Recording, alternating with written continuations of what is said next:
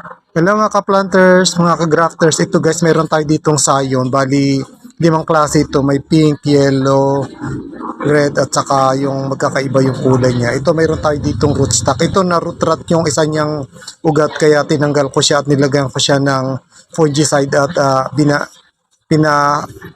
binitin ko muna siya sa sa hangin para matuyo agad yung ating nilagay na fungicide. Ito guys, igagrap natin siya ng bikat. Bali, puputulin muna natin yung bandang dulo ng ating rootstock. Ayan siya guys. Bali, ang gagamitin nating technique dito ay V-grap. Maglalagay tayo ng limang sayon dito sa ating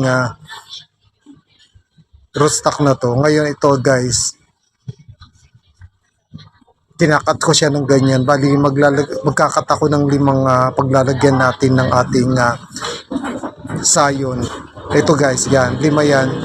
Ngayon tatry natin siya. Kasi dati meron na akong graph na ganito. Bali, 4-in-1 naman siya ay successful at may bumili na siya sa kanya. Kaya ito gagawa uli ako kasi meron tayong rootstock na available.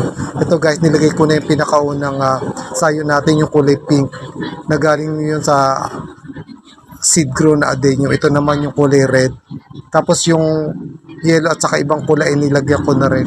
Tapos ito guys, nilagyan ko siya ng cable tie para humigpit yung kapit ng ating mga sayon at hindi siya magalaw-galaw. Ngayon pagkalagay natin ng cable tie ay lalagyan pa rin natin siya ng grafting tape para matakpan yung sugat niya at hindi pasukin ng mga bacteria o kaya yung fungus. Pagkatapos nating lagyan ng grafting tape ay itali natin yung grafting tape, saka lalagyan natin siya ng plastic para hindi matuyo yung ating nilagay na sayon.